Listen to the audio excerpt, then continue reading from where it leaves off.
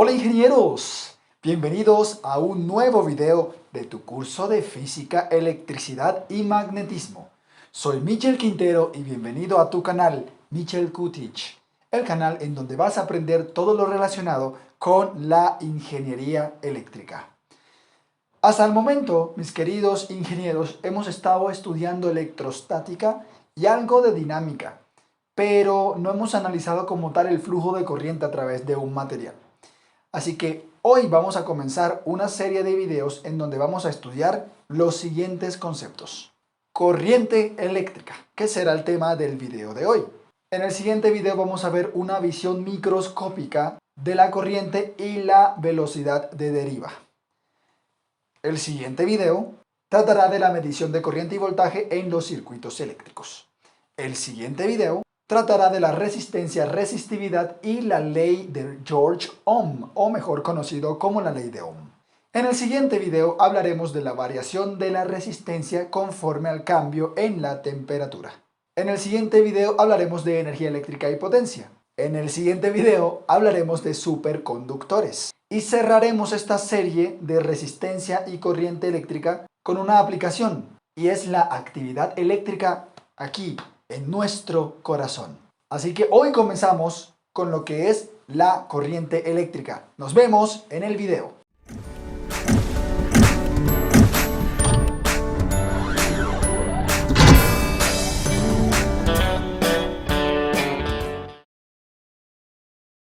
Para hablar de la corriente eléctrica, primero vamos a remontarnos unos 220 años atrás en el tiempo. En el año 1800 existió un gran científico llamado Alessandro Volta. Alessandro Volta diseñó la primera pila eléctrica en donde se pudo por fin concentrar y transmitir una corriente eléctrica con un bajo potencial eléctrico, con una baja diferencia de potencial.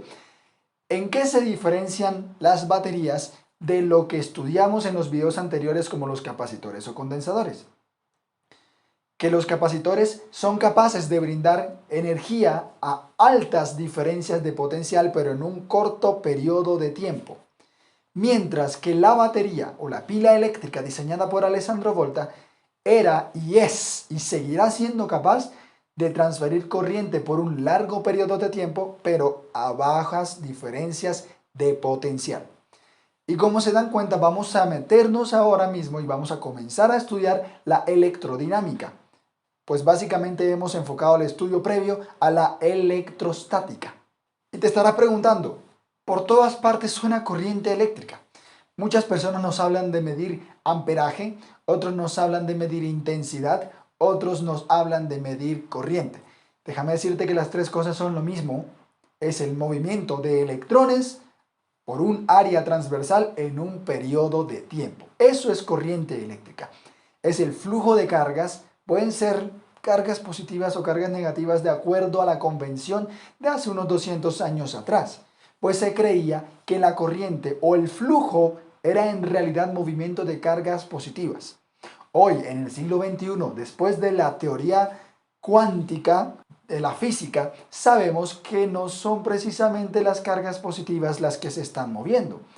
Por contrario, son las cargas negativas quienes se están moviendo a ocupar espacios en la distribución de los átomos de un material conductor.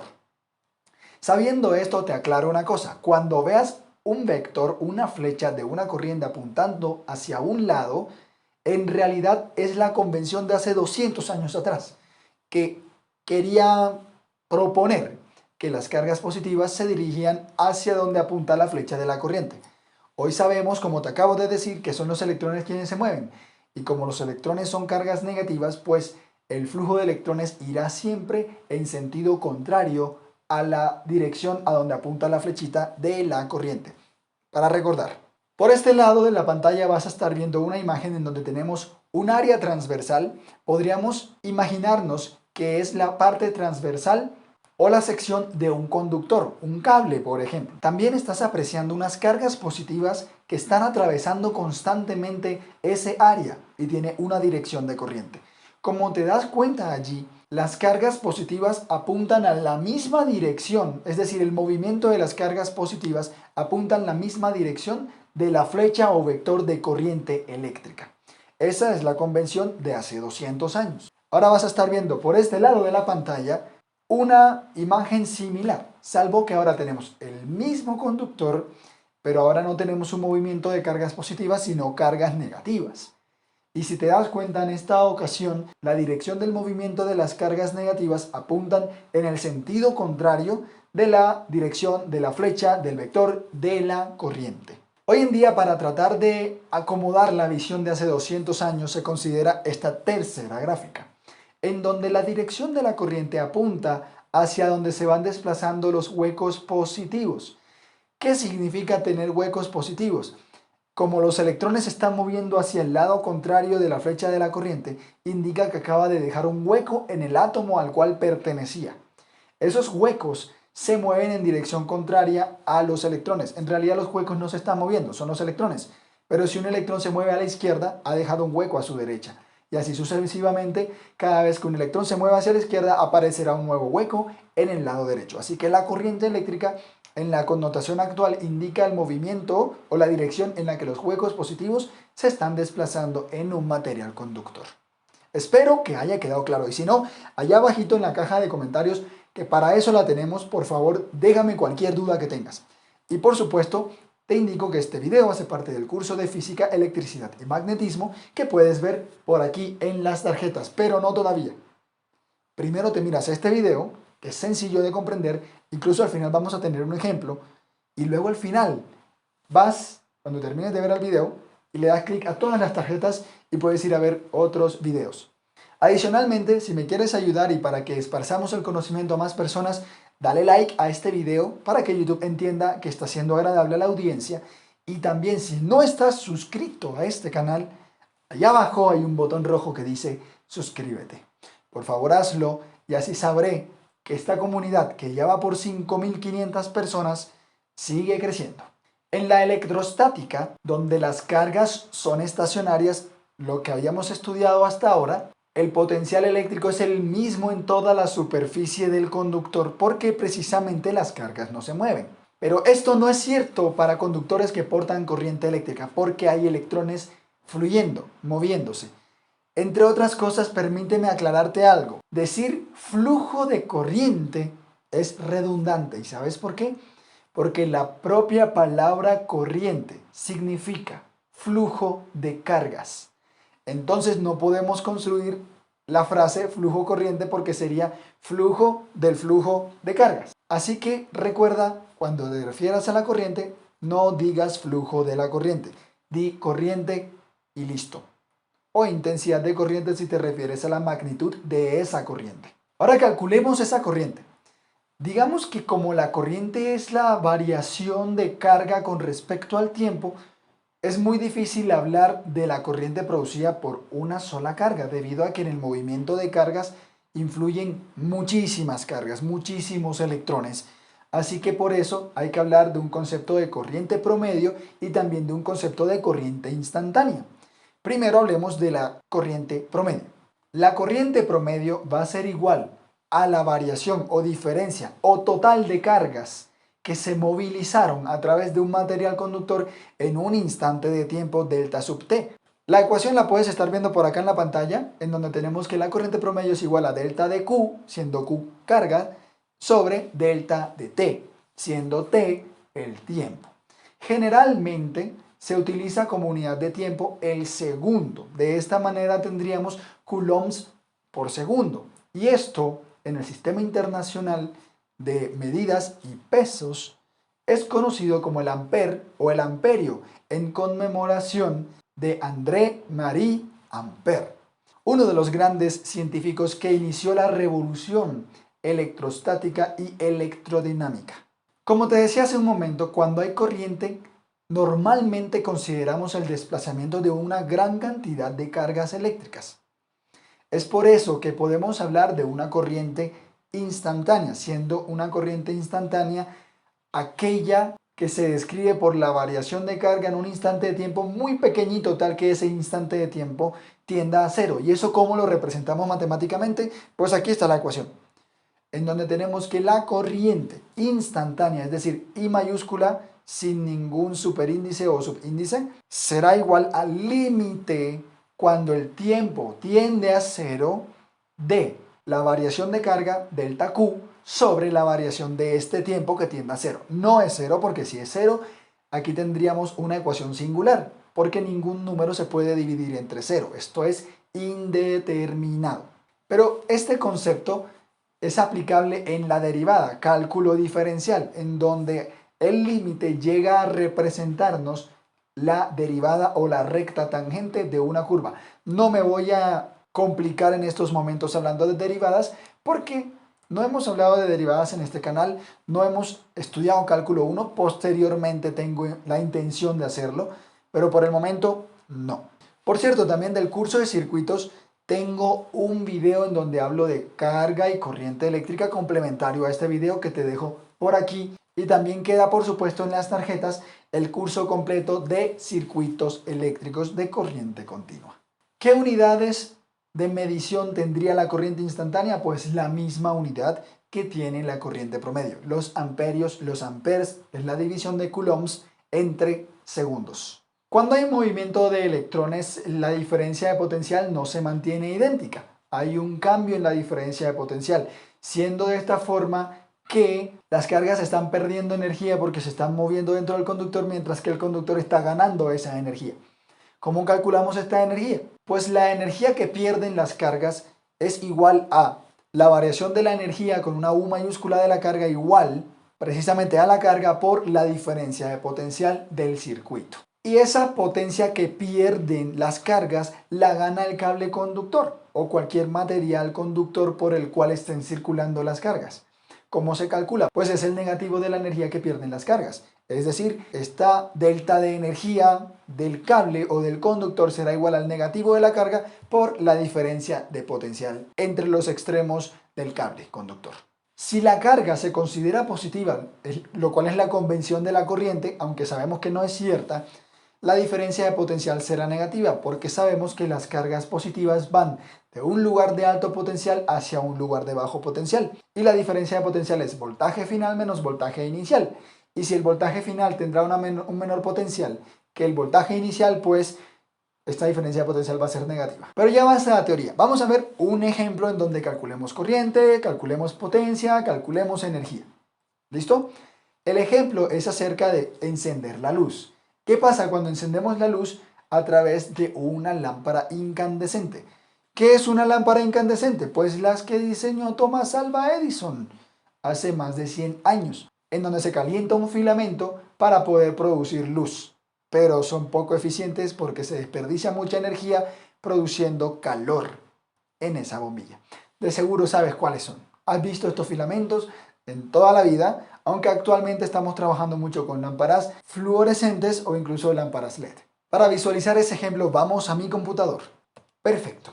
El ejemplo que vamos a realizar en estos momentos dice lo siguiente.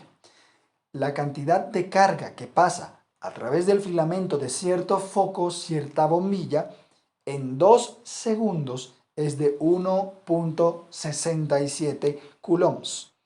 Determine A, la corriente promedio en el foco, B, el número de electrones que pasan a través del filamento en 5 segundos y C, si la corriente es suministrada por una batería de 12 voltios, cuál es la energía total entregada en los filamentos del foco y también cuál es la potencia promedio. Entonces vamos a calcular corriente promedio, el número de electrones que pasaría por el filamento en 5 segundos, la energía en los 2 segundos propuestos por el ejercicio y la potencia promedio entregada a esa bombilla. Vamos a solucionar primero el literal A. Calculemos la corriente promedio en el foco y no es otra cosa más que utilizar esta ecuación. La corriente promedio será igual a la variación de la carga dividida entre la variación del tiempo. La variación de la carga es la cantidad de carga que nos dice el ejercicio, que es de 1.67 coulombs. Y la variación del tiempo son los 2 segundos transcurridos mientras estas cargas están circulando por el conductor o el filamento, que también es un conductor. Haciendo esta división de 1.67 entre 2, obtenemos 0.835 amperios o lo mismo que decir 835 miliamperios. Y listo, hicimos el literal A, pero a continuación viene el literal B. Vamos a determinar el número de los electrones que pasan por el filamento ya no en 2 segundos, sino en 5. Para poder calcularlo utilizaremos esta ecuación. ¿Qué hemos hecho? Acuérdense que la corriente promedio es igual a la cantidad de carga dividido entre el tiempo. Pero la cantidad de carga es lo mismo que representarlos por una n que representará, valga la redundancia, el número de electrones por Q, siendo Q la carga del electrón. Acuérdense, 1.6 por 10 a la menos 19 coulombs. Aquí está entonces, reemplazamos, mantenemos la n mayúscula por aquí, reemplazamos la carga del electrón por 1.60 por 10 a la menos 19 coulombs por cada electrón, igual a la corriente promedio que ya calculamos de 0.835 amperios por el tiempo de 5 segundos. Es importante aquí aclarar que tenemos que mantener las unidades congruentes para que la respuesta nos dé en el sistema internacional. No coloco miliamperios porque resulta que miliamperios no es la unidad fundamental. El amperio lo es, el miliamperio no. Así que mucho cuidado con eso. Haciendo la operación en tu calculadora, vas a tener que multiplicar la corriente por el tiempo y luego lo que te dé lo divides entre 1.6 por 10 a la menos 19 porque pasaría a dividir. Obteniendo así un total de 2.61 por 10 elevado a la 19 electrones. Es decir, en 5 segundos a esa cantidad de corriente, a esa variación de corriente, tenemos muchísimos electrones, la verdad. Ahora vamos al punto C. Vamos a calcular la energía total entregada al filamento y también la potencia promedio entregada al filamento. Ojo que es la entregada, no la que está perdiendo las cargas. Si recordamos por la convención de hace 200 años que hasta hoy se mantiene, las cargas positivas, si fueran quienes se movieran, la carga se estaría perdiendo. Sería negativo la diferencia de potencial. Y por ende, la gastada sería positiva, sería la contraria. Entonces vamos solamente a mantener las magnitudes. ¿Listo? La energía total ganada, o delta de U, va a ser igual a la carga por la diferencia de potencial. La carga fue la propuesta por el ejercicio en los 2 segundos.